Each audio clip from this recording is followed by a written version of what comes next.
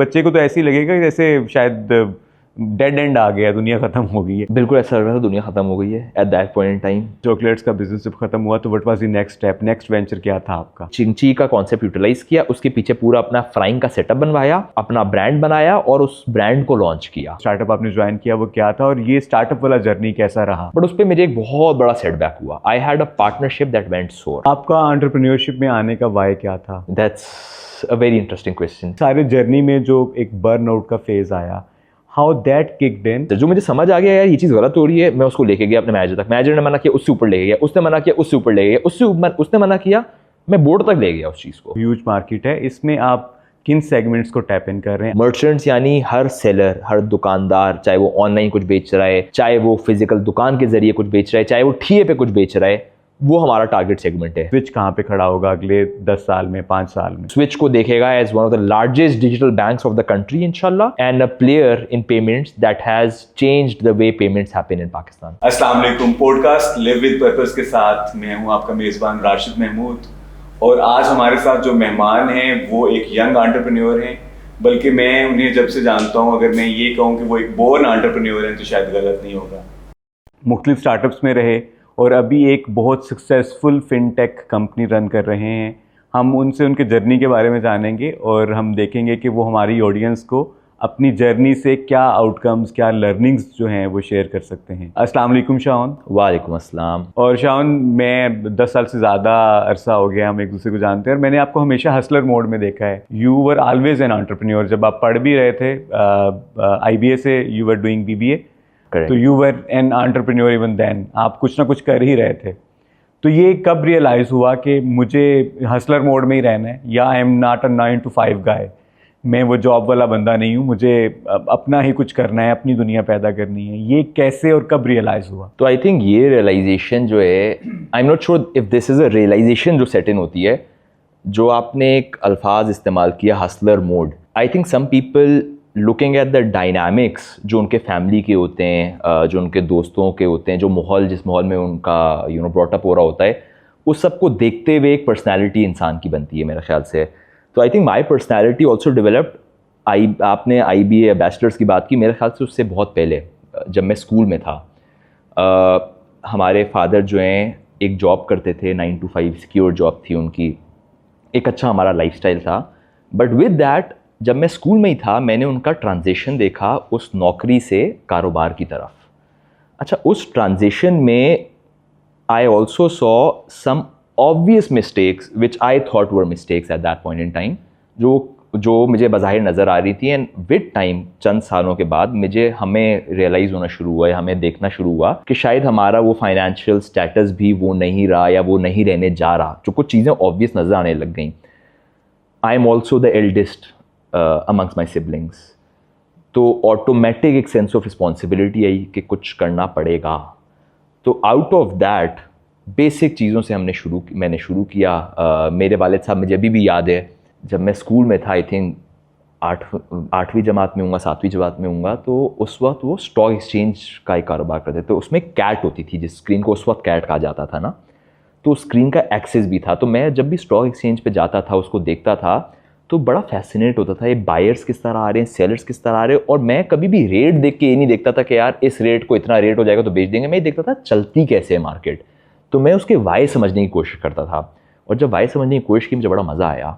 वहाँ से मैंने कहा यार कोई ना कोई कारोबार करना चाहिए, कोई ना कोई चीज़ समझनी चाहिए, कंपनी के फंडामेंटल समझने चाहिए। तो वहाँ से मेरे ख्याल से जो छोटे मोटे मैंने कारोबार किए या चीज़ें की, वहाँ से उनका आगाज़ हुआ। फिर 8वीं में तो बहुत कम लोग होते हैं उतनी यंग एज में कि वो कंपनी के फंडामेंटल्स समझने की बात करें या उस तरफ जाएं। तो आपको ये समझते हैं कि आपके फादर क्योंकि स्टॉक एक्सचेंज में थे, वहाँ से ये बेसिक नो हाउ मिली, फाउंडेशन वहाँ से सेट हुई? मेरे ख्याल से ब्लेसिंग इन डिस्गाइज ये थी कि मेरे फादर का ट्रांजिशन हुआ नौकरी से कारोबार की तरफ।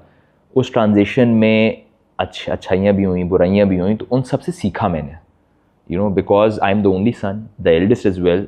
तो फादर कहीं ना कहीं मुझे इन्वॉल्व रखते थे, मेरे पास एक्सेस था चीज़ों का। तो वहाँ से जब मैं चीज़ें देखनी शुरू की, और बचपन से ही मैंने कहा ना, पर्सनैलिटी बचपन से डेवलप होती है। बचपन में आप वाइज बहुत ज़्यादा पूछते हैं, बड़े होकर आपको शायद शर्म आती है, आप समझते हैं कि यार ये पूछने से शायद ये परसेप्शन आ जाए कि मुझे शायद ये चीज़ पता नहीं है। बचपन में you don't think, you just ask wise. So जब वो वाइज मैंने, और मुझे एक्सपोजर थोड़ा कारोबार की तरफ मिलना शुरू हुआ और वाइज मैंने उसी वक्त पूछने शुरू किए, तो वहाँ से और एक तरह से दिमाग खुलना शुरू हुआ आई वुड से। एंड वहाँ से फिर आहिस्ता आहिस्ता फैसला करना शुरू किया कि ट्राई करनी चाहिए चीज़ें। कुछ हालात भी ऐसे थे कि हमने कहा यार ज़रूरी भी है ट्राई करना। और उसके बाद जो है जब उन चीज़ों में आपको सक्सेस मिलता है या थोड़ा बहुत भी सक्सेस मिलता है, बेशक आपको 10 फेलियर्स मिले, वो एक सक्सेस भी आपके लिए शायद काफ़ी होता है कि आप आगे उस जर्नी पे चलते चले जाएं। शान, आपने चाइल्डहुड की बात की, तो you were the only son, you are the only son. तो जो बीइंग एन ओनली सन होता है वो समटाइम आपको स्पॉइल भी कर देता है। आप ओवर पैम्पर्ड होते हैं, ज़्यादा लाडले होते हैं, लेकिन आपके केस में you felt that kind of responsibility. तो आप क्या समझते हैं कि वो कौन से एट्रीब्यूट से आपकी पर्सनैलिटी में या पेरेंटिंग में कुछ ऐसा था, या किस चीज़ ने आपको इस तरह से शेपअप किया कि आप ओवर पैम्पर्ड या स्पॉइल्ड होने की बजाय एक more responsible and more thoughtful individual बन के सामने आए? Rashid bhai, that's a very interesting question, and I would tell you that I was actually a very spoiled kid. Really? बचपन में बिल्कुल। अगेन जो वो एक पीरियड था ना जिसमें मेरे वालिद साहब नौकरी कर रहे थे और बहुत अच्छी नौकरी कर रहे थे, बहुत अच्छी पोजीशन पे थे। तो उस टाइम पे मैं जो बोलता था मेरी बातें मानी जाती थी।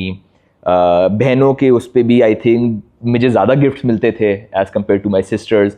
सो I was always pampered and I was very spoiled. मैंने अपने वालिद साहब को जितना तंग किया है मेरे ख्याल से बचपन में, इट्स आयरॉनिक।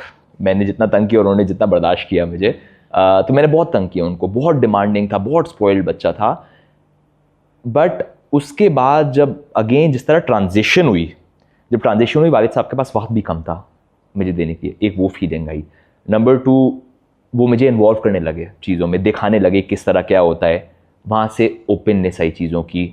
फिर कुछ चीज़ों पे जब डाउनफॉल आने शुरू हुआ या बाज़ाहिर कुछ चीज़ें नज़र आनी शुरू हुई, कुछ कारोबार जो नहीं चल पा रहे थे, वहाँ से रियलाइजेशंस ऑल्सो किक्ड इन कि ये जो मुझे स्पॉइल किया गया है या ये जो प्रिविलेजेस और पर्क्स दिए गए ये शायद हमेशा ना रहें। तो इफ़ आई हैव टू मुझे मेंटेन करने के लिए कुछ ना कुछ ओवर एंड अबव जाके करना पड़ेगा। तो रियलाइजेशंस भी आई, सारी चीज़ें फिर आहिस्ता आहिस्ता करके। अगेन किसी भी शख्स की पर्सनैलिटी को बनते बनते उसका आई थिंक चाइल्डहुड बहुत ज़्यादा शेप करता है उसकी पर्सनैलिटी को। तो आपके बचपन के जो ये रियलिटी चेक्स थे उन्होंने आपकी पर्सनैलिटी को शेप करने में एक बड़ा इंपॉर्टेंट रोल प्ले किया। उसके बाद बिज़नेस स्टडीज़ की तरफ आए, बिज़नेस स्कूल में एडमिशन लेना है, ये एक कॉन्शियस चॉइस थी या आपके पेरेंट्स की से थी इसमें? ये इसके पीछे क्या थॉट प्रोसेस था और ये जर्नी कैसा रहा? मेरे पेरेंट्स, ख़ासतौर पर वालिद साहब का बहुत बड़ा से था। वालदा जो थी मेरी हमेशा कहती थी इसको जो करना है उसकी मर्ज़ी से होना चाहिए। वालिद साहब कहते थे नहीं मेरा बेटा बनेगा इंजीनियर या मेरा बेटा करेगा CSS। ये दो वालिद साहब की टॉप प्रायोरिटीज़ थी। तो स्कूलिंग उस हिसाब से ही चल रही थी। जब सब्जेक्ट्स चूज़ करने की बारी आई स्कूल में तो पुश किया गया कि इंजीनियरिंग सब्जेक्ट्स लिए जाएँ, यानी physics, maths, chemistry, pre engineering लिए जाएँ। तो ले लिए। उस वक्त प्रेशर था, उस वक्त लेने पड़ गए। जब लिए तो फिज़िक्स और मैथ्स तो टिक कर गए, कॉन्सेप्चुअली समझ आने लगे, चीज़ें समझ आने लगीं और बहुत मज़ा भी आने लगा। मैथ्स में ख़ास तौर पे, फिज़िक्स में भी बहुत मज़ा आने लगा। केमिस्ट्री नहीं समझ आ रही थी। A लेवल्स में भी पेरेंट्स के पुश और फोर्स की वजह से लेनी पड़ गई वही सब्जेक्ट्स, लेकिन उसमें I started failing. I started becoming resilient. I started resisting जो मुझे बोला जा रहा था ये लो वो लो। उस पर फिर मैंने कहा यार मैं नहीं लूँगा अब, बिकॉज एक चीज़ मुझे नहीं समझ आ रही। कुछ कारोबार मैंने सोचे हुए भी थे, कुछ करने भी शुरू कर दिए थे। तो उस टाइम पे मैंने फैसला किया मैं बिज़नेस स्टडीज़ की तरफ मूव करूँगा, इकोनॉमिक्स की तरफ मूव करूँगा। जो चीज़ें मुझे समझ आ रही हैं, जिसमें नंबर ज़्यादा इन्वॉल्वड हैं और वो उस चीज़ में मेरा इंटरेस्ट भी है। So I went against the advice of my father and again my father supported that as well and he gave in and I chose business subjects and after that I chose a business school which was more relevant. तो IB में admission का फैसला आपका अपना था, support मिली या resistance मिली, और ये जर्नी कैसा था IBA से BBA करने का, पढ़ाई वाला जो वक्त था वो कैसा था? नहीं, आई थिंक सपोर्ट बहुत मिली। हर पेरेंट चाहेगा कि उसका बच्चा जो एक टॉप बिजनेस स्कूल में जाए। IBA is obviously one of the top. तो और even when we were doing A levels, आप अपने पीयर्स को भी देखते हैं, सब एप्लीकेशन जो है टॉप बिजनेस स्कूल्स की तरफ ही दे रहे थे, चाहे वो लम्स हुआ चाहे वो IBA हुआ। तो जाहिर सी बात है ख्वाहिश भी थी कि यार हो जाए एडमिशन। तो जब एडमिशन हुआ तो खुशी भी हुई और हम वहाँ पे भी एक जर्नी का आगाज़ हुआ। लेकिन IBA के टाइम पे हमारे डायनामिक्स थोड़े बदल चुके थे फैमिली के, और मज़ीद एक कारोबार मैंने शुरू कर चुका था मैं ऑलरेडी। उस पे मुझे कुछ सक्सेसेस भी मिले थे, पैसे भी आने शुरू हो गए थे, एक अच्छा मनी फ्लो बनना शुरू हो गया था, एक इन्वेंट्री आनी शुरू हो गई थी। तो उससे मैंने ये फ़ैसला किया कि बिज़नेस तो मैंने करना ही करना है, बिकॉज जो पैसे मैं उस वक्त एक 18 साल की उम्र में कमा रहा था, वो शायद वो बच्चे जो IBA से ग्रेजुएट हो रहे थे उस वक्त, वो नौकरी करने के बावजूद भी उसका एक फ्रैक्शन कमाते थे। तो वहाँ से एक रियलाइजेशन हुई कि कारोबार बहुत ज़रूरी है करना। और ये कौन सा पहला कारोबार था जो IBA में BBA करते हुए आपने स्टडीज़ के दौरान किया? सो ये IBA से भी पहले शुरू हुआ था, और इसमें एक ब्रांड था लॉकर्स के नाम से। It's widely available in Pakistan. Chocolate wafers, chocolate products इनकी हैं, इटली का ब्रांड है ये।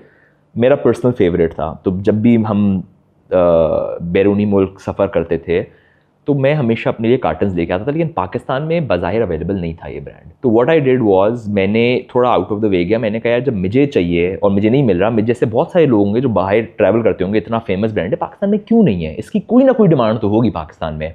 मैंने कोई मार्केट रिसर्च नहीं की, कुछ नहीं किया, सिर्फ एक गट था क्या ये प्रोडक्ट शेल्फ पे होनी चाहिए और बिकेगी यहाँ से, एक गट था सिर्फ।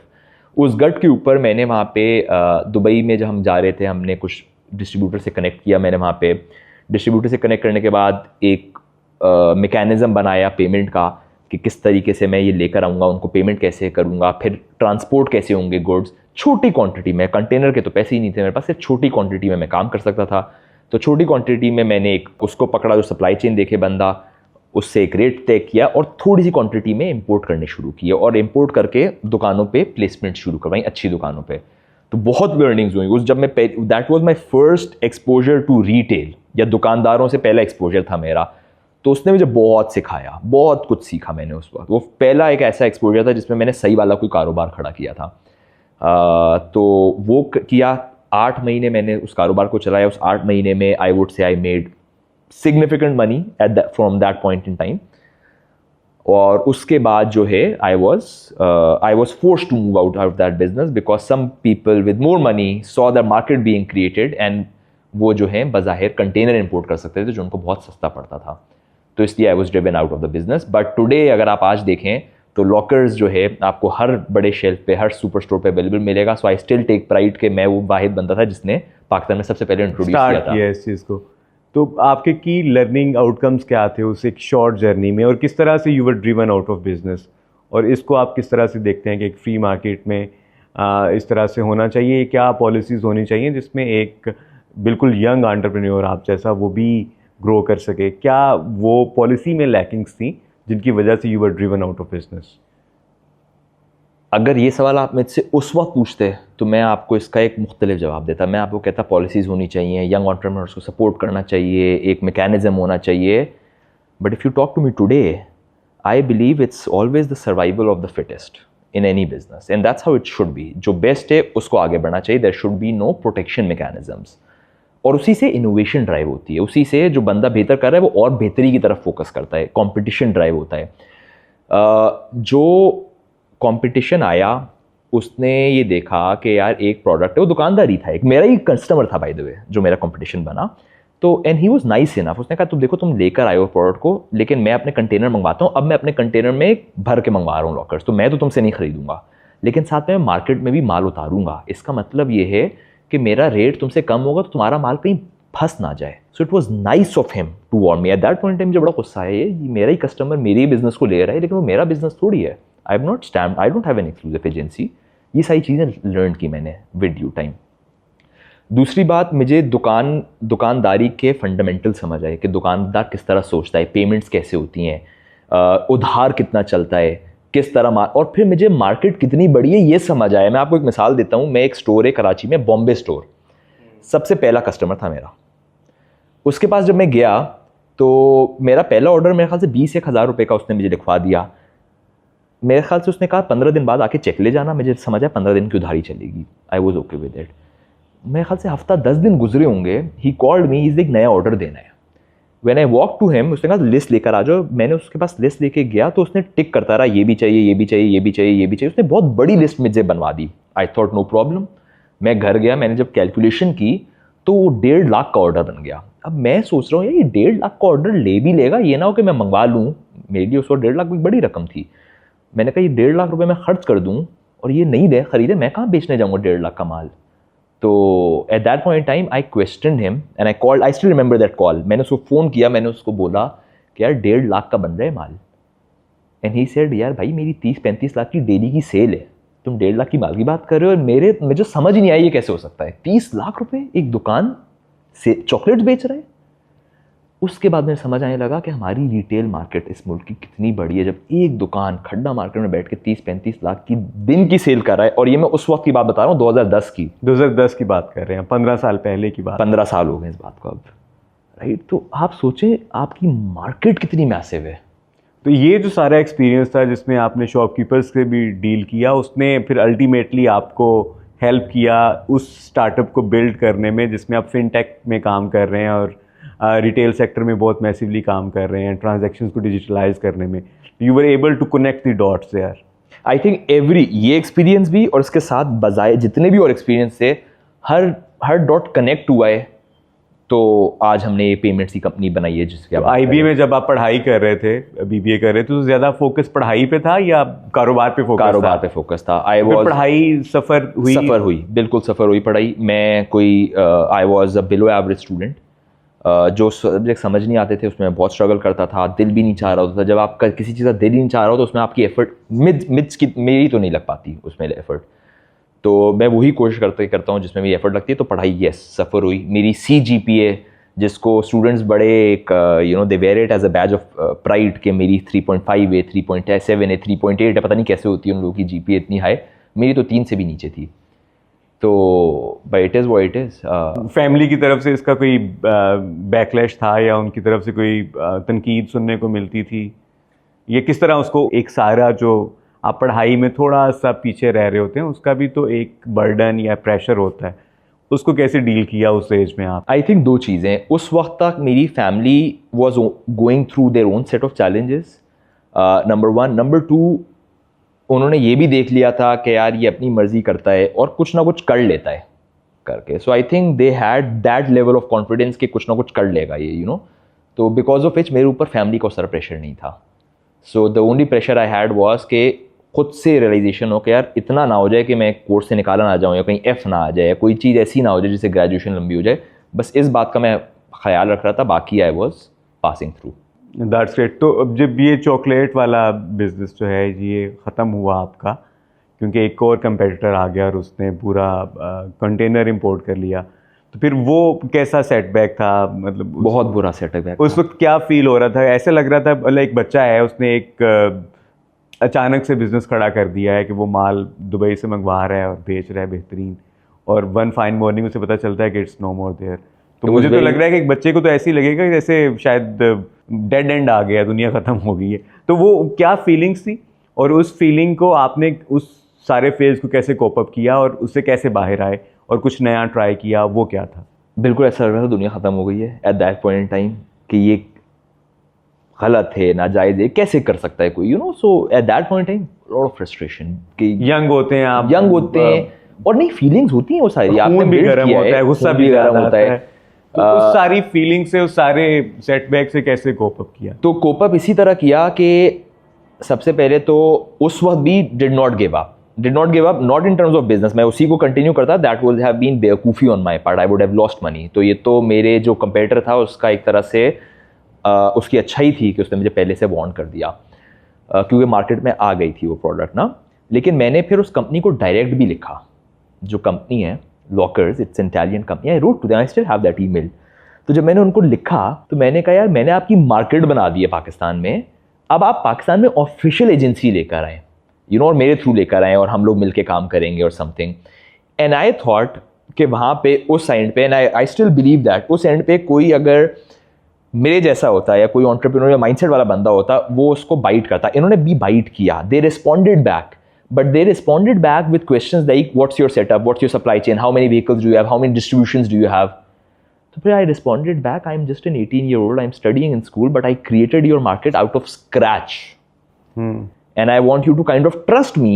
That was the tone of the email. Kind of trust me to build this market with you, with your support, with your investment into the country. We can do it. That was my approach. It didn't gel in with their philosophy, where they appoint distributors that have have certain check boxes ticked कि इसका ये होना चाहिए, इतनी गाड़ियाँ होनी चाहिए, इतनी distributions होनी चाहिए, बड़ी कंपनी है. तो they obviously did not. They started looking for distributors after that. They realized कि पाकिस्तान में unofficial channel से हमारी product आ तो रही है, and आज उनका कोई distributor होगा, that's why आपके हर दुकान पे मिलता है. तो somebody else has taken advantage of that business. But if you ask me, आज भी उस कंपनी में अगर मैं बैठा होता और मैं देखता यार ये तो मेरे लिए मार्केट ही नहीं थी, एक 18 साल के लड़के ने मार्केट बना दी है, मैं तो 18 साल के लड़के से मिलता ज़रूर इवेल्यूएट करने के लिए कि हम क्या मिलके कर सकते हैं, नहीं कर सकते. शाउन, ये जो रेजिलियंस है कि यू डिडंट गिव अप, आपने उनको वापस लिखा, उनसे कम्युनिकेट किया, ये रेजिलियंस बहुत ज़रूरी है ज़िंदगी में. रेजिलियंस कहाँ से आई, और जो हमारे सुनने देखने वाले हैं उनको आप क्या कहेंगे कि किस तरह से वो इस तरह के सेटबैक्स को किस तरह से डील करें? देखिए, सेटबैक्स तो हर चीज़ में आएंगे, सिर्फ कारोबार नहीं. जो बंदा नौकरी कर रहा है उसको नौकरी में सेटबैक्स मिलते हैं, ठीक है. हर कोई इंक्रीमेंट्स का टाइम चल रहा होता है, हर कोई समझता है मेरे इंक्रीमेंट इतने हो जाएंगे, वो नहीं मिलता, वो भी एक सेटबैक होता है. फैमिली से आप कोई एक्सपेक्टेशन करे वो ना करे, वो भी एक सेटबैक है. तो सेटबैक्स को आई थिंक आपने कामली डील करना सीखना पड़ता है. विद टाइम आता है, जितने आपके बुरे एक्सपीरियंसेस होते हैं उतना आप बेहतर होते रहते हैं विद टाइम. और वो बुरे एक्सपीरियंस उस वक्त तो बहुत ही बुरे लग रहे होते हैं, but I think with time you get better at it. If you ask me, even today I don't think I am the best at it. You know, आज भी there are situations, there are setbacks in our business today that literally set me at the back foot, and I get in a very confused, very depressing spot, ठीक है, आज की तारीख में भी. But then आप थोड़ा सा ऑफ लेते हैं, ब्रेक लेते हैं, उसके बाद आप सोचते हैं और कहते हैं नहीं यार, आई कैन डू इट, पहले भी किया है, अभी भी कर लेंगे, to a point that it's practical. सही है, मतलब to a point where it's realistic as well, where it's beneficial also. तो वो सारे फैक्टर्स को मद्देनजर रखते हुए, प्रैक्टिकलिटी को मद्देनजर रखते हुए रेजिलियंस होनी पड़ती है. रेजिलियंस के बगैर आप मेरे ख्याल से कोई एक बड़ा कारोबार मेरे ख्याल से नहीं कर सकते. और उसके बाद ये चॉकलेट्स का बिजनेस जब ख़त्म हुआ तो what was the next step, next venture क्या था आपका?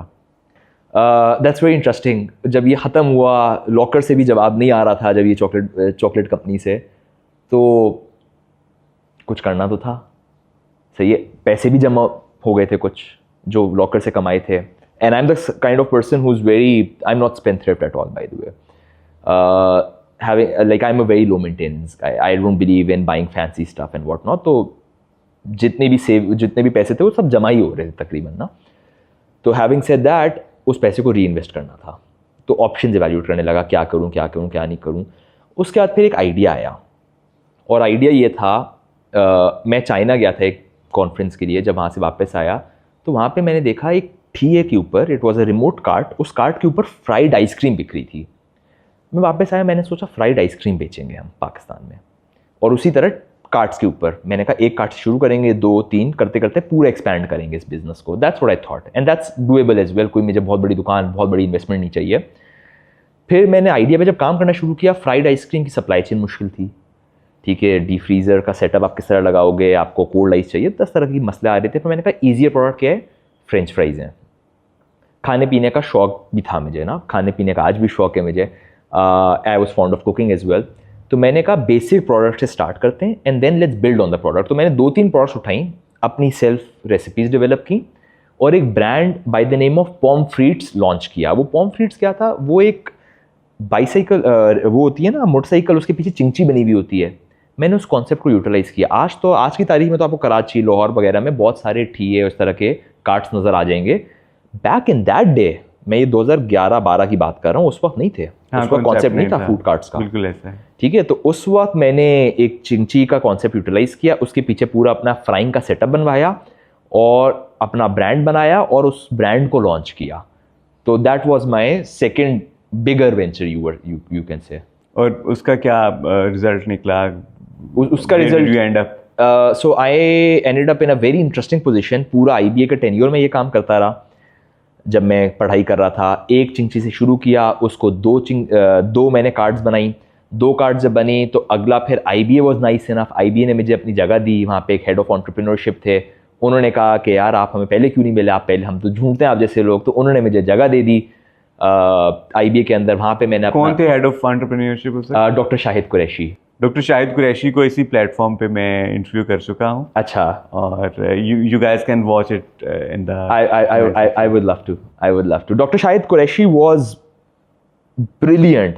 अच्छा, जब आप उस वक्त कारोबार कर रहे होते हैं ना, हर कोई आपको लेट डाउन कर रहा होता है। आपके दोस्त क्या कहते हैं, अरे नहीं यार छोड़ो, किसी ने किया ही नहीं है, मतलब सिंपली ये कर लो ना, क्या ज़रूरत है, कुछ नया करने की क्या ज़रूरत है, ज़रूरत क्या है, या हर कोई खामियां निकाल रहा होता है। वो लोग वो चीज़ नहीं देख रहे होते जो शायद आप देख रहे होते हैं, ठीक है, क्योंकि आपके अंदर वो एनर्जी, पैशन भी होता है और आप अपने पर्सपेक्टिव से एक चीज़ निकालते हो जो उनका पर्सपेक्टिव नहीं है। So you are a better जज of what you have to do. ऐसे में सपोर्टर्स बड़े ज़रूरी होते हैं। Doctor Shahid Qureshi was one of the supporter. Doctor Shahid Qureshi was one of the people, जो भी उनके पास आइडिया लेके जाते थे ना, वो बिलीव करते थे, कहते यार करना है, ये करो, बताओ सपोर्ट क्या चाहिए, यहाँ से नहीं सपोर्ट हो सकती, यहाँ से करवा दूंगा सपोर्ट, यहाँ से नहीं हो सकती, यहाँ से करवा। So you need those enablers as well. बहुत कम लोग होते हैं, मतलब मेरे टाइम पे तो बहुत ही कम से। स्टिल उसी मोड में है। और जो आपने आइडिया की बात की कि जो एक आपका आइडिया जिसने कंसीव किया, जो वो देख रहा होता है ना, वो दूसरे लोग नहीं देख पा रहे होते। और अभी ऑफ द रिकॉर्ड भी यही बात हो रही थी कि जो ख्वाब अल्लाह ताला ने आपको दिया है ना, उसको पूरा करने की सकत भी सिर्फ आप ही में है। जो आइडिया आपने कंसीव किया है उसको मटेरियलाइज भी आप ही कर सकते हैं। So never give up on your dreams and never give up on your ideas, nurture your ideas like babies. तो ये इस तरह से एंटरप्रेन्योरियल जर्नी था आपका। आप छोटे छोटे स्टेप्स लेते हुए फिर स्टार्टअप वर्ल्ड में कैसे एंटर हुए, पहला जो स्टार्टअप आपने ज्वाइन किया वो क्या था, और ये स्टार्टअप वाला जर्नी कैसा रहा? अच्छा, इससे पहले मैं स्टार्टअप जर्नी के बताऊं तो मैंने, आप सेटबैक्स की बात हो रही थी ना, पॉमफ्रीट्स वाज जो मैंने ये फास्ट फूड वाला सेटअप बनाया था, इसको मैंने नर्चर किया, इसको मैंने ग्रो किया, IBA में आउटलेट खोला, फिर निक्सर कॉलेज जहाँ पे मैंने एलेवल्स किया था वहाँ पे एक आउटलेट खोल दिया, और मैं ग्रेजुएट हुआ। तो ग्रेजुएट होते साथ ही मैंने एक पब्लिक आउटलेट भी खैबान शहबाज DHA में खोला। Eight that point in time जब मैं ग्रेजुएट हुआ, I had a team of 22 people working for me. Okay. You know, Interesting. And it was a very interesting time. I was apparently from that perspective time, a rich kid, you know, that was making money as well, लाखों रुपए invest भी कर रहा था and what not. But उस पर मेरे एक बहुत बड़ा सेटबैक हुआ. I had a partnership that went sour and that costed me a lot of money. That costed me my mental peace. उस वक्त मुझे ऐसा लगा कि यार इतना कुछ बिल्ड, इतने सालों तक बिल्ड करने के बाद एक चीज़ स्क्रैच पे आके जीरो हो रही है। और वो पार्टनरशिप किसके साथ थी? मैं एक पार्टनर था जिसको मैं इसी वेंचर में लेकर आया था for expansion, right, and he kind of took over a lot of things and I was given an option to take some money and exit or fight with him in court, for which I did not even have the funds, I did not have the support system, I did not have people to support me, right? तो उस वक्त I gave up and I took the money that I was getting कि यार ये चलो कम से कम ये पैसे तो बच जाएंगे मेरे, and I kind of gave up। और वो give up उस वक्त जब मैंने give up किया तो फिर मैंने कहा यार let's evaluate what is best for me, let's work somewhere for some time। उस दौरान मैंने एक कंपनी है जेरीज, वहाँ joining the.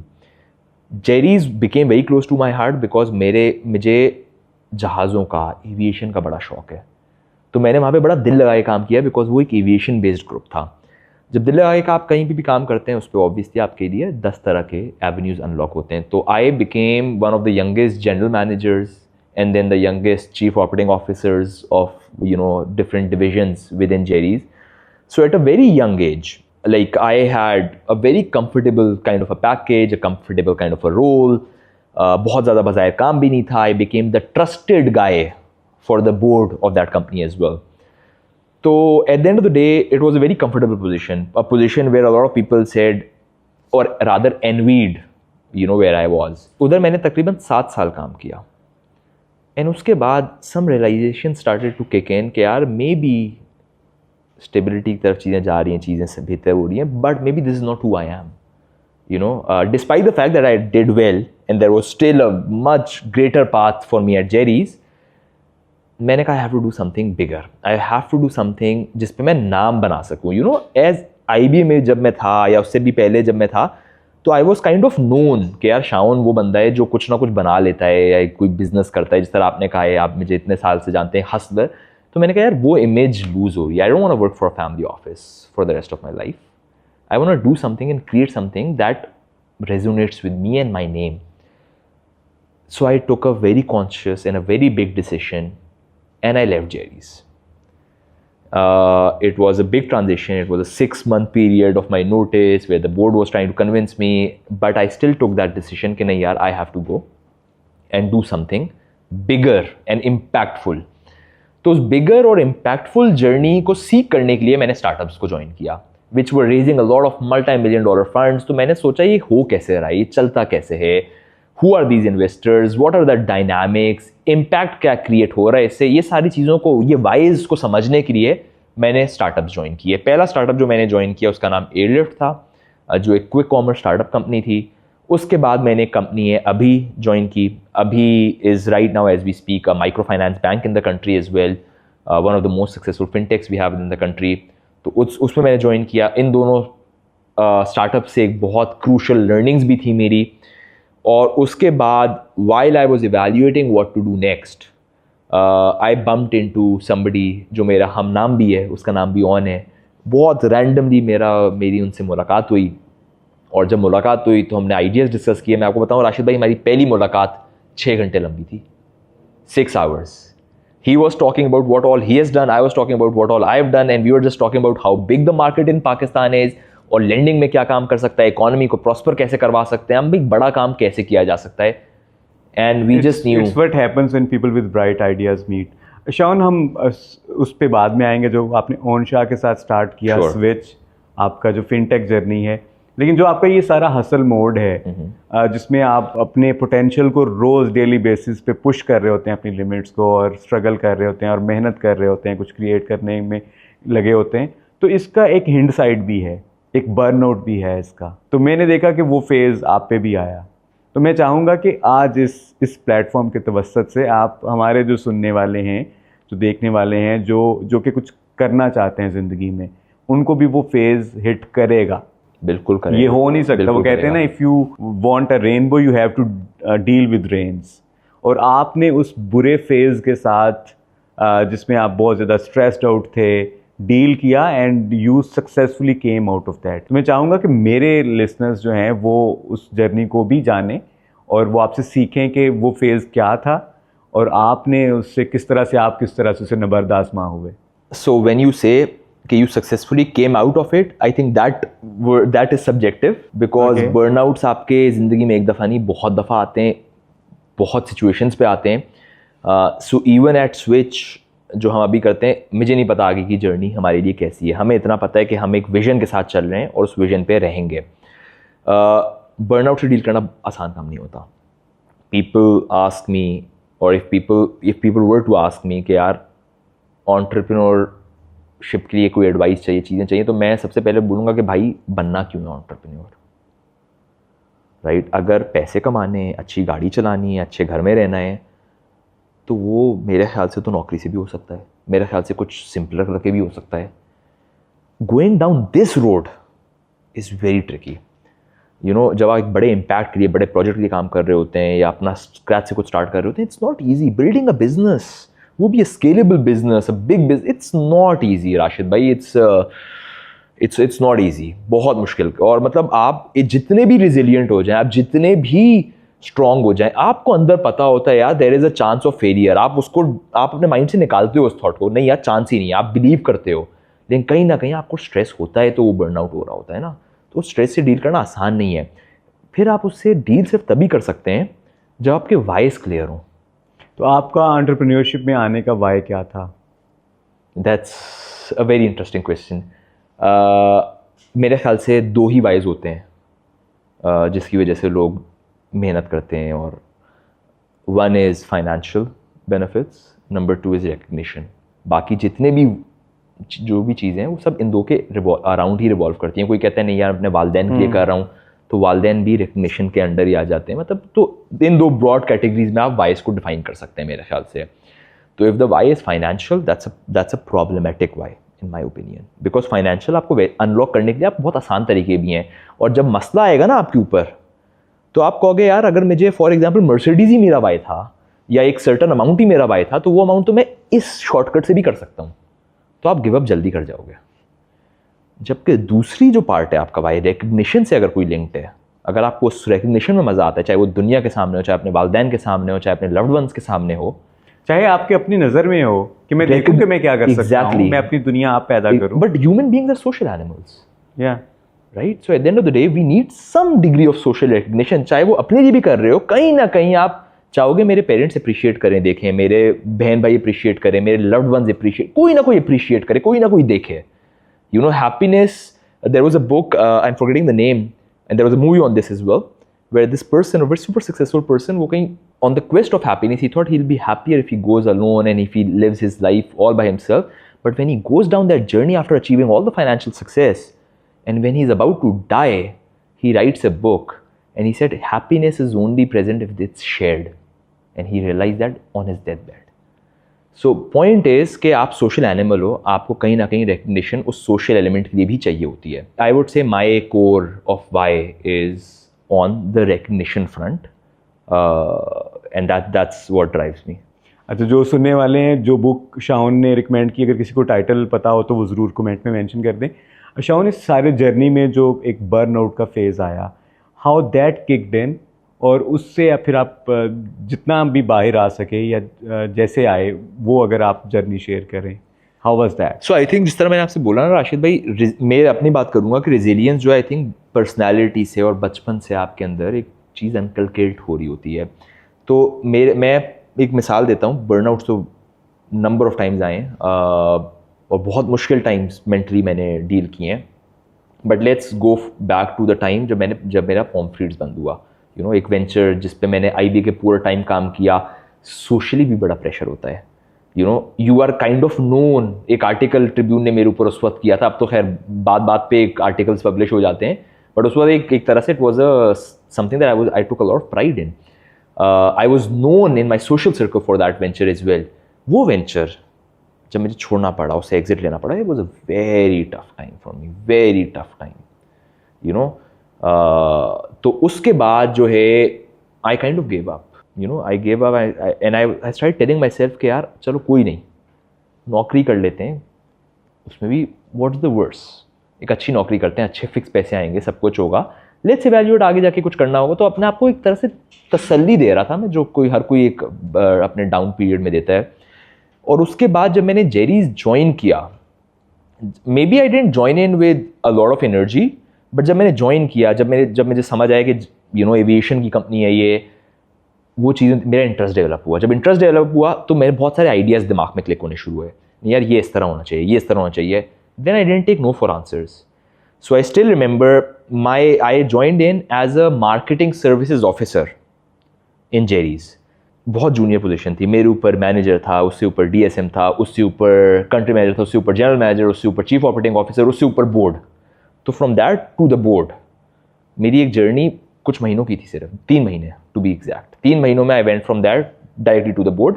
And the reason why I went there was I didn't take no for answer. जो मुझे समझ आ गया यार ये चीज़ गलत हो रही है, मैं उसको लेके गया अपने मैनेजर तक. मैनेजर ने मना किया, उससे ऊपर ले गया, उसने मना किया, उससे ऊपर ले गया, उसने मना किया, मैं बोर्ड तक ले गया उस चीज़ को. जब मैं बोर्ड तक ले गया, उनको ये बात अच्छी लग गई. उनको जब अच्छी लगी तो उन्होंने कहा नहीं तुम मेरे साथ आओ और हमारे साथ मिल के और भी चीज़ें करो. तो वहाँ से मेरी एक जर्नी अनलॉक होनी शुरू हुई. जब इतनी वहाँ से सपोर्ट मिलनी शुरू हुई, प्लस एविएशन भी था, तो I found my fit there for a good 7 years. और वहाँ पे फिर मुझे मज़ा भी आने लगा. फिर कुछ फाइनेंशियल गोल्स थे वो अनलॉक होने शुरू हो गए. मतलब सारी चीज़ें फिर आपसे इंटरलिंक होनी शुरू हो गई. उसके बाद जब अच्छा 7-7.5 साल काम किया तो कुछ रियलाइजेशंस फिर किक इन हुई कि यार व्हाट्स नेक्स्ट. तो व्हाट्स नेक्स्ट में I think you go back to what defines you as a person and you try to work towards that. Jerry's में जिस जोन की आप बात करें, दैट्स अ कंफर्ट जोन. जिस कंफर्ट जोन में आप आ जाते हैं और फिर आप, कुछ लोग तो सारी ज़िंदगी नहीं उससे निकल पाते, तो आप उस कंफर्ट जोन से भी बाहर आए. वो क्या चीज़ें थी जिन्होंने आपको उस कंफर्ट जोन से बाहर लाने में हेल्प किया, और क्या आप समझते हैं कि ये हर एक के लिए ज़रूरी है कि वो कंफर्ट जोन से बाहर आए? कुछ लोग हो सकता है कंफर्ट जोन से बाहर आएँ और फिर वो कहीं के ना रहें, वो एंटरप्रेन्योरियल जर्नी अगर स्टार्ट करें तो उसमें उन्हें मुश्किलात आएँ और वो शायद इस चीज़ को रिग्रेट करें कि वो अपने कंफर्ट जोन से बाहर क्यों आए. तो आपकी क्या से है इसमें? कंफर्ट जोन से निकलना क्या हमेशा ज़रूरी और फ़ायदेमंद होता है, या ये हर एक की अपनी कॉलिंग है? मेरे ख्याल से majority of the times fruitful नहीं होता. और अगर आप अपने कंफर्ट जोन में हैं और वो कंफर्ट जोन अच्छा है, see, it depends on what you want out of life also. If I was somebody who was happy, I get very little time to spend with my family now. और मुझे अब बहुत hit कर रही है बात, आज की तारीख में मुझे बहुत हिट करती है बात. मैं अपने वालिद साहब के साथ, अपनी वालदा के साथ, अपनी बहनों के साथ, अपनी बेगम के साथ वक्त नहीं गुजार पाता बहुत ज़्यादा, और मुझे बहुत हिट करती है ये बात, बहुत ज़्यादा हिट करती है. और मैं क्वेश्चन आज भी करता हूँ कि क्या मैंने सही पाथ चूज़ किया या नहीं. तो again it depends on your why. अगर आपका वाई बहुत स्ट्रांग है तो आप कर पाओगे. अगर आपका वाई बहुत स्ट्रांग नहीं है तो आप कहीं ना कहीं गिव अप करके वापस चले जाओगे अपनी उस लाइफ पे जो आपको ज़्यादा अलाइन करती है आपके साथ. सो मैं तो मशवरा नहीं दूंगा बहुत से लोगों को ये करने का, बिकॉज आपका फैमिली टाइम सफ़र करता है, आपके बहुत सारे ऐसे फंडामेंटल्स सफ़र करते हैं आपकी ज़ाती निजी ज़िंदगी में जो शायद आप रियलाइज़ नहीं करते करेंगे आगे जाके सफ़र. So keeping that in view, I don't think it's the ideal route for a lot of people to take. And I still tell people who ask me कि यार गोल क्या है. कुछ लोग कहते हैं यार 5 साल बाद हमें कम से अपना घर करना है, ये 10 साल बाद अपना घर करना है, या ये वाली गाड़ी. तो उनके लिए तो बिल्कुल भी नहीं है एंटरप्रेन्योरशिप, क्योंकि ये चीज़ें आप you do well in your roles and your employer will also automatically unlock some benefits for you. It's a give and take relationship employee and employer की भी. So at the end of the day, those benefits, if they're financial, they can be unlocked from whatever you're doing currently as well. But if it's broader than that, then that's when you actually genuinely have to define a very strong why and then go for it. And it's not always fruitful. It's very tough. और आपका Y सबसे ज़्यादा matter करता है अगर आपका जो entrepreneurial journey है उसमें. तो मैं स्विच के वाई पे बात करूँगा कि जब आप स्विच स्टार्ट किया को फाउंडेड विद ओन शाह, तो आपका वाई क्या था और रोल्स एंड फंक्शंस क्या हैं. स्विच के ऊपर मैं चाहूँगा कि आप थोड़ा सा उसका इंट्रो भी दें और अपने उस जर्नी के बारे में भी बात करें, स्विच को ज्वाइन करने का जो जर्नी था. देखिए, स्विच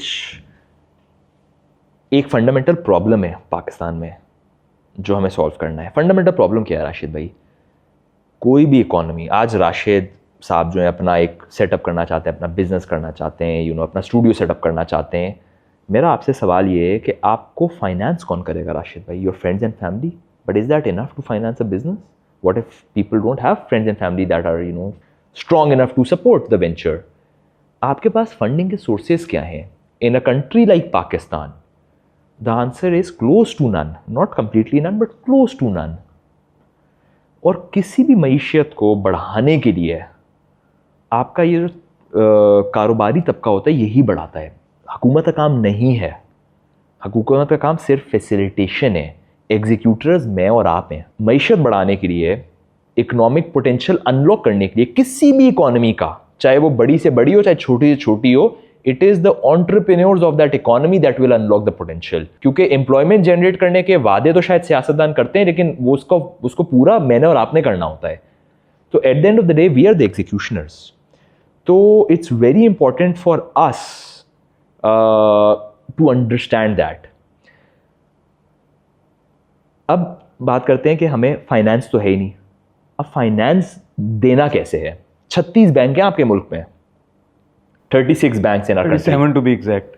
Maybe more now. मैं शायद पुराना नंबर दे रहा हूँ, but that's a big number of banks that you have in the country. अब इतने बड़े फाइनेंशियल इंस्टीट्यूशंस हैं आपके मुल्क में, उसके बावजूद आपको और मुझे लैंडिंग नहीं मिल रही है. There is a fundamental problem. अब वो फंडामेंटल प्रॉब्लम ये है राशिद भाई कि आप आज जितनी भी खरीदारी करते हैं, आप जो भी स्पेंडिंग करते हैं, आपकी तनख्वाह ही लेट्स से लाख रुपए, आपने 90,000 रुपये उड़ा दिए और 10,000 जमा की. जो 90,000 उड़ाए हैं वो कहाँ उड़ाए किसी को पता ही नहीं है. आपने पान वाली दुकान से कुछ ख़रीद लिया, आपने किसी और दुकान से कुछ ख़रीद लिया, आपने कोई एक लेट्स से बड़ा टिकट आइटम भी कोई ख़रीद लिया. कोई रिकॉर्ड ही नहीं है जो आप चीज़ें ख़रीद रहे हैं उस. और रिकॉर्ड ना होने की वजह ये है कि आप जो ट्रांजैक्शन करते हैं वो ज़्यादातर कैश या बैंक ट्रांसफ़र पे करते हैं. आपकी ट्रांजैक्शन डिजिटल नहीं है. बैंक ट्रांसफ़र फिर भी आप डिजिटल कंस्टिट्यूट कर सकते हैं, लेकिन आपकी ट्रांजैक्शन डिजिटल ही नहीं है. और जब तक आपकी ट्रांजैक्शन डिजिटल नहीं होंगी, एक बैंक या जो भी उधार देने वाला इदारा है उसको क्या पता कि राशिद कितना क्रेडिबल इंसान है, राशिद पैसे वापस करेगा नहीं, उसकी फाइनेंशियल हिस्ट्री क्या है क्या नहीं है. So in order to unlock that you need data points and you need to create transactional data points. वो मिसिंग है. वो जो गैप है वो एक पेमेंट्स की कंपनी ही पूरा कर सकती है. And therefore we created Switch as a payments company जो उस गैप को फुलफिल करे. ये एक रीज़न है स्विच क्रिएट करने का. हम उस गैप को फिल हर लेग पे करने की कोशिश कर रहे हैं. आज की तारीख में हम 8,000 से ज़ायद मर्चेंट्स के साथ काम करते हैं, चाहे वो मर्चेंट्स ऑनलाइन मर्चेंट्स हों, खाड़ी बड़े मर्चेंट्स हों, खाड़ी की तरह के, जलबरी की तरह के, JDC की तरह के, नॉन प्रॉफिट्स हों, कोई भी जो पेमेंट कलेक्ट कर रहा है उसको भी डिजिटाइज कर रहे हैं, जो पेमेंट दे रहा है वो लेग भी डिजिटाइज कर रहे हैं। पेमेंट्स बज़ाहिर बड़ी कॉम्प्लिकेटेड है राशिद भाई, लेकिन पेमेंट में सिर्फ दो चीज़ें हैं, एक पेमेंट देनी है और एक पेमेंट लेनी है, कलेक्शन एंड डिस्पर्समेंट जिसको हम कहते हैं, पे इन एंड पे आउट। ये दो फंडामेंटल्स हैं पेमेंट के, वेरी सिंपली पुट, ठीक है। तो और ये लेग डिजिटाइज नहीं हुई आपके मुल्क की, तो इसको हम डिजिटाइज करने चाह रहे हैं। ऑनलाइन पे भी हम काम कर रहे हैं और साथ में सोशल कॉमर्स सेलर्स पे भी काम कर रहे हैं। कोई फेसबुक पे कोई शख्स को चीज़ बेचना चाहता है, उसकी अपनी वेबसाइट नहीं है जहाँ से पेमेंट ले सके, हम कहते हैं कोई बात नहीं, हमारा प्लेटफॉर्म लो, लिंक भेज दो हमारे प्लेटफॉर्म से और पेमेंट डिजिटली आ जाएगी, तुम्हारे पास एक डैशबोर्ड आ जाएगा पूरा जिसमें तुम्हारी विजिबिलिटी। तो हम हर जगह के सोल्यूशंस इनोवेटिव सोल्यूशंस बनाने की कोशिश कर रहे हैं जिससे मार्केट इनेबलमेंट हो। साथ साथ में आपके जो दुकानदार तबका है, जो छोटी छोटी दुकानें हैं, उनके पास तो क्रेडिट डेबिट कार्ड मशीन्स नहीं है ना, और क्रेडिट डेबिट कार्ड की पेनिट्रेशन भी हम जैसे मुल्क में लो है। हमारे मुल्क में ईजी पैसा, जैज़ कैश और वॉलेट्स की पेनिट्रेशन निस्बतन बहुत ज़्यादा है, उसकी एक्सेप्टेंस कोई दे नहीं रहा। तो उसके ऊपर भी हमने एक अपना सोल्यूशन बिल्ड करके लॉन्च करने जा रहे हैं मार्केट के अंदर। तो एक्सेप्टेंस आना शुरू हो गई है डिजिटल वॉलेट्स की भी। अच्छा, आपने शॉन बताया पे इन पे आउट का ट्रांजैक्शन का जो एक सिंपल सा सेटअप है, मेरे ख्याल में स्विच नाम भी यहीं से इवॉल्व हुआ है, उसके ऊपर भी मैं चाहूँगा आप थोड़ा सा कमेंट करें। लेकिन जब ये एग्जीक्यूशन फेज़ में आप जाते हैं तो ये इतना सिंपल है नहीं, देयर आर मल्टीपल चैलेंजेस, जिनमें से कुछ आपने गिनवाए।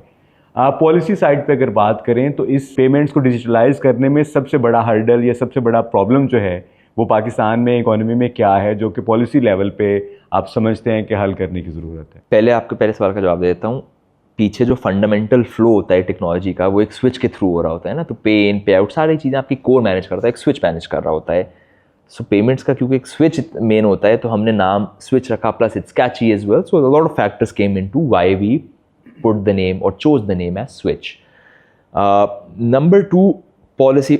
आपने पॉलिसी और फ्रेमवर्क और रेगुलेशंस की बात की। हमारी इंडस्ट्री में राशिद भाई, आज मैं कोई फास्ट फूड का सेटअप करने जाऊँ, कोई मतलब रेगुलेशंस हैं बट इतनी पूछताछ नहीं है, मैं कर सकता हूँ।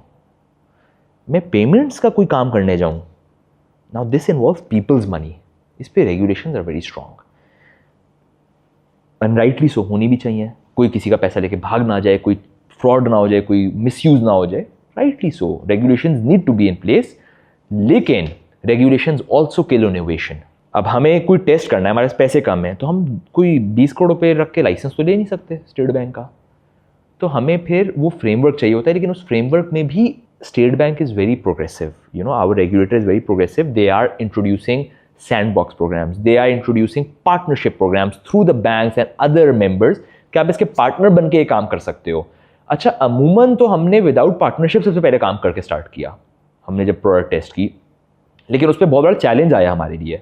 उस चैलेंज को फिर हमने ओवरकम किया, फिर समझ आई कि रेगुलेशंस में आना पड़ेगा, and slowly and gradually we transition. लेकिन आज की तारीख में भी सबसे बड़ा अगर हमारा चैलेंज है वो रेगुलेशंस ही है।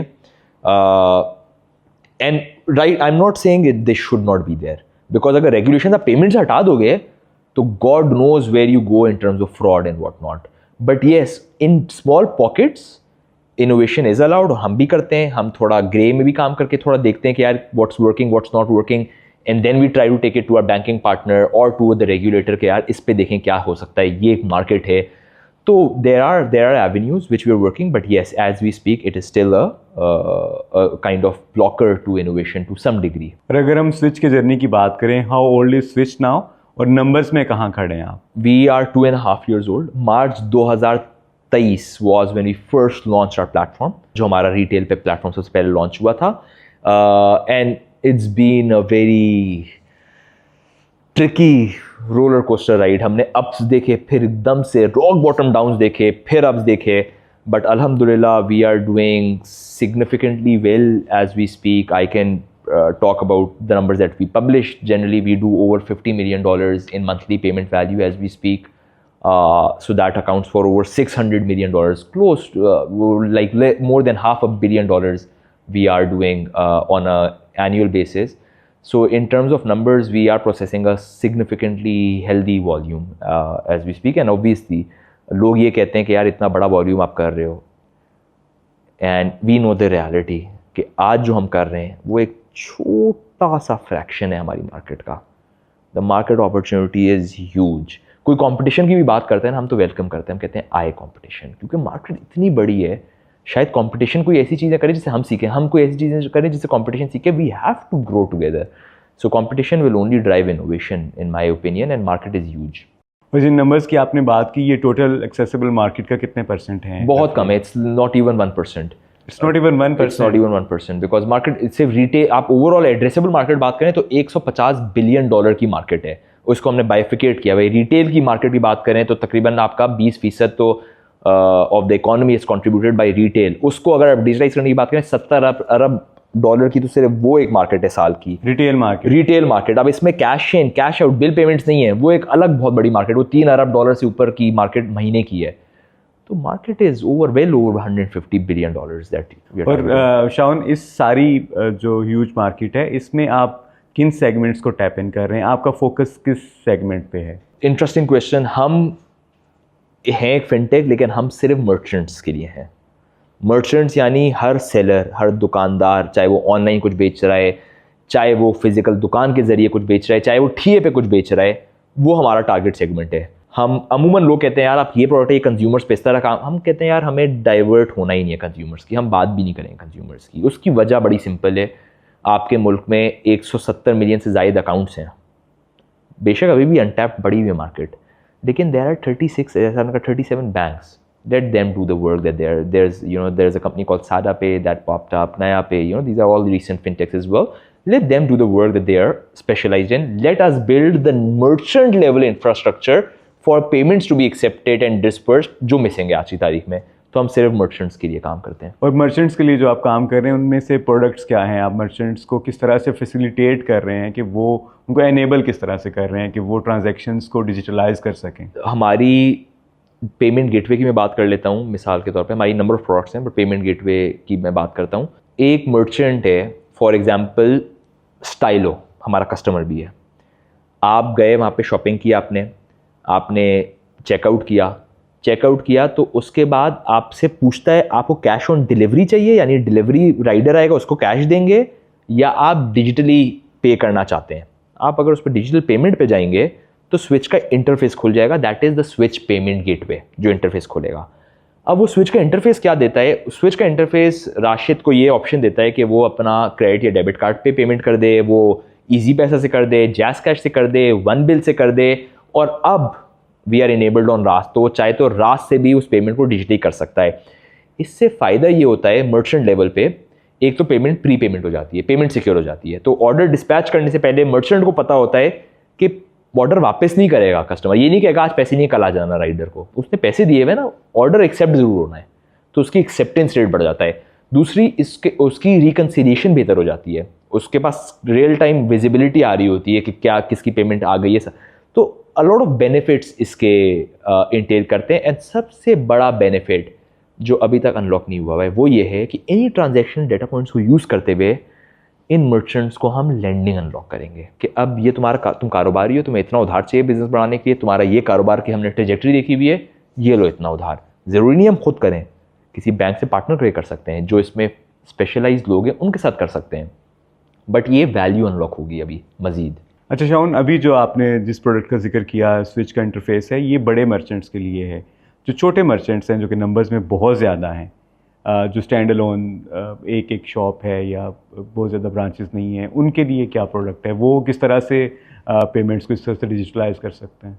अच्छा, सो हमारा स्विच का जो मकसद या विज़न है वो है ही उन छोटे कारोबारों के लिए जिन तक बैंक नहीं पहुंचता है, जो छोटे ब्रांड्स हैं. हम लोग उन्हीं पे फोकस करते हैं. चाहे वो पेमेंट गेटवे हुआ, तो पेमेंट गेटवे में भी कोई मिसाल के तौर पे किसी के पास वेबसाइट नहीं है पेमेंट एक्सेप्ट करने के लिए, तो उसको हम लिंक बेस्ड सोल्यूशन दे देते हैं. लेकिन साथ में जो आपने दुकानों की बात की, तो छोटी दुकानों पे हम जो इनेबलमेंट करने जा रहे हैं, दो चीज़ों की करने जा रहे हैं. एक हम करने जा रहे हैं रास्त की, यानी QR पेमेंट्स के. या राशिद साहब गए दुकान के ऊपर, उन्होंने कहा मुझे दूध दे दो, पेप्सी दे दो, व्हाट्सएवर. आपने ख़रीदारी की, आपने कहा मेरे पास कैश नहीं है. आज की तारीख में भी वो आपको जाने रिटेलर नहीं देता. रिटेलर बोलेगा राशिद साहब कोई मसला नहीं, पैसे नहीं है ना, सामान ले लो, मुझे पेमेंट ये मेरा अकाउंट नंबर ऐड कर दो. अब राशिद साहब क्या करेंगे, अपनी बैंकिंग ऐप खोलेंगे, उसमें बेनिफिशियरी ऐड करेंगे, बेनिफिशियरी का पेमेंट करेंगे, ओटीपी, लंबी जर्नी है। हम क्या कर रहे हैं, हम कह रहे हैं यार उसी मर्चेंट को डिजिटल पेमेंट इनेबल कर देते हैं, एक क्यूआर लगा के दे देते हैं।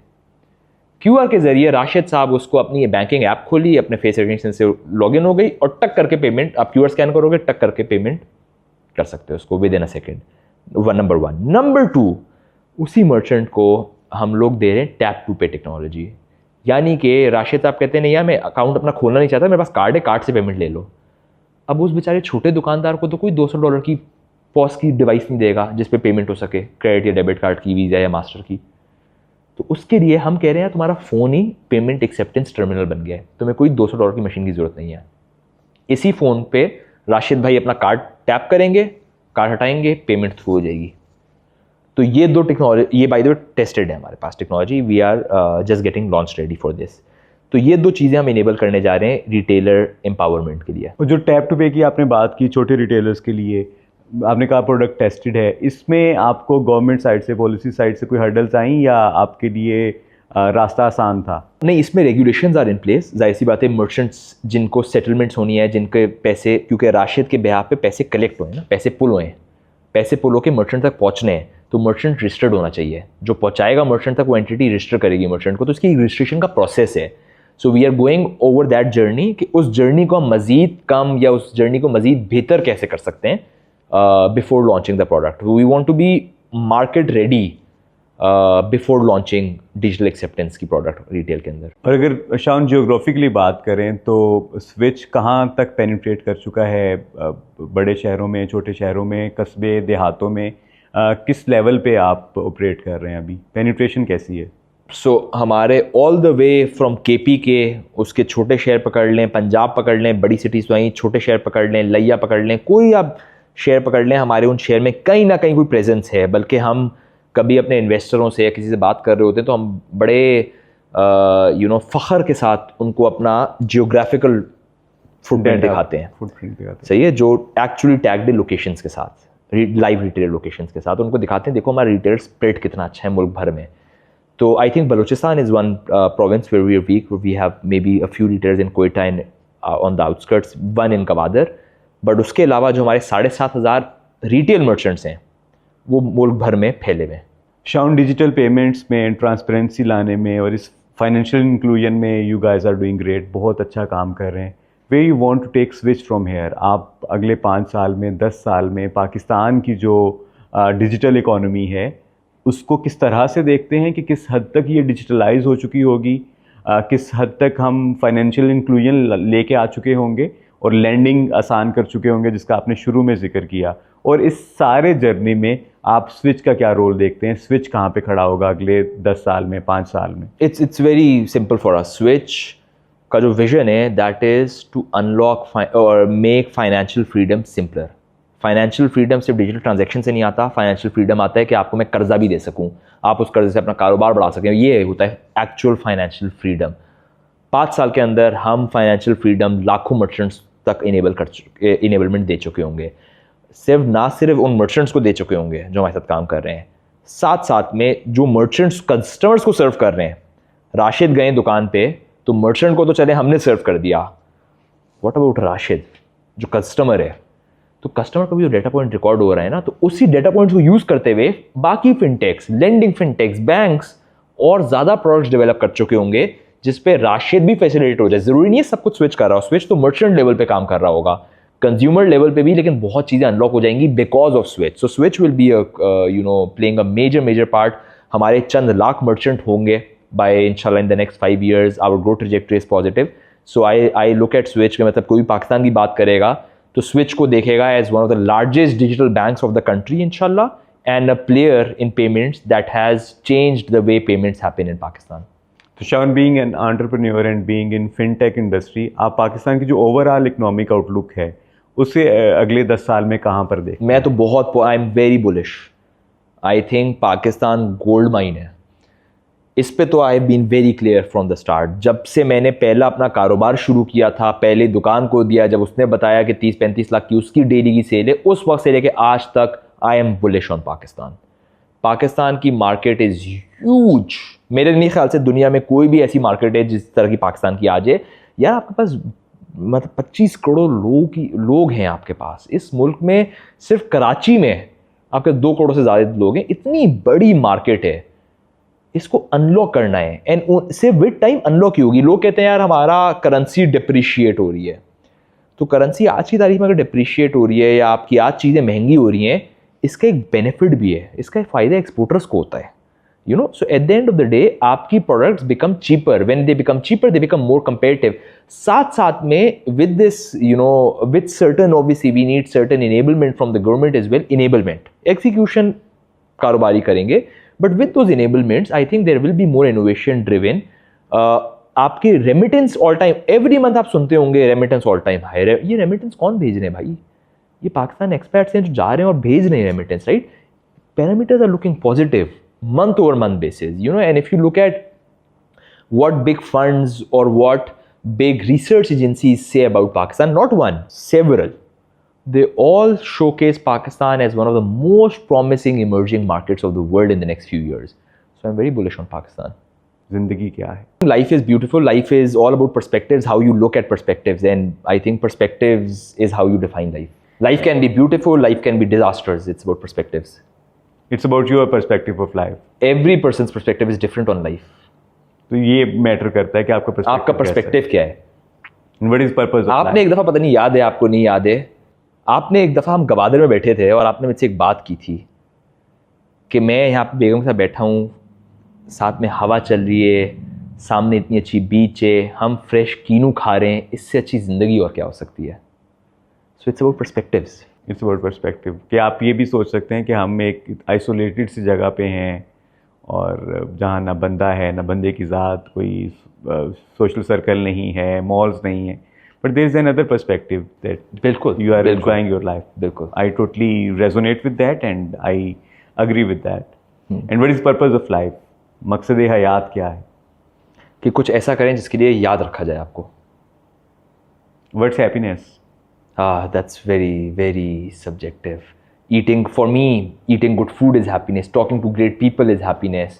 Spending sometimes time in isolation is happiness. That's very subjective. Happiness is very, very subjective. और हर एक के लिए मुख्तलिफ है और हर इंडिविजुअल के लिए भी टाइम टू टाइम उसकी डेफिनेशन चेंज होती रहती है। अभी जो चीज़ खुशी दे रही है आपको ज़रूरी नहीं है वो आगे जाके दे, आगे जाके वही चीज़ आपको खुशी दे। तो रियल हैप्पीनेस जैसी कोई चीज़ फिर एग्जिस्ट करती है? Something which is absolute happiness? No, I don't think there is anything called as absolute happiness. I think that's a flawed concept. ये मेरा opinion है. Okay.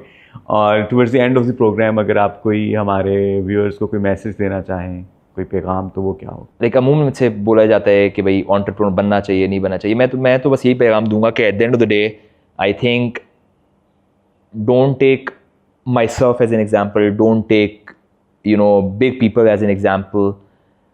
Understand what is close to your heart. It's very easy to take inspiration कि यार इसने ये किया है, यार ये इस तरह कर रहा है, he is over there. भाई वो ही जो है उसके पीछे एक पर्सपेक्टिव्स अलग हैं उसके। आपकी ज़िंदगी को देखने का आउटलुक मुख्तलिफ हो सकता है। So I think every success हो गया, happiness, it's very subjective to you. So understand what's close to your heart before taking actions. Know thyself. Yeah, know yourself. That's super important. Thank you so very much, Sean. Thank you for your time. It was very interesting conversation. और इंशाल्लाह आपके साथ दोबारा भी हम नशिस्त रखेंगे। Thank you so very much. Thank you for having me over, Rashid भाई। Thank you so very much. You are watching live with purpose. मैं हूं आपका मेज़बान राशिद महमूद। आज की एपिसोड आपको कैसी लगी हमें कमेंट सेक्शन में ज़रूर बताइए। अगर आपको कन्वर्सेशंस पसंद आ रही हैं तो इन्हें ज़रूर शेयर करें लाइक माइंडेड पीपल के साथ, लोगों के साथ, दोस्तों के साथ। सब्सक्राइब ज़रूर करें, इससे प्लेटफॉर्म को सपोर्ट मिलती है। और नेक्स्ट एपिसोड्स में आप किन मेहमानों को देखना चाहेंगे, क्या बात सुनना चाहेंगे और किन लोगों को यहाँ देखना चाहेंगे, ज़रूर बताइएगा। इंशाल्लाह दोबारा हाज़िर होंगे एक नई एपिसोड के साथ, एक नए मेहमान के साथ। अंटिल देन, अल्लाह हाफिज़। Thank you very much.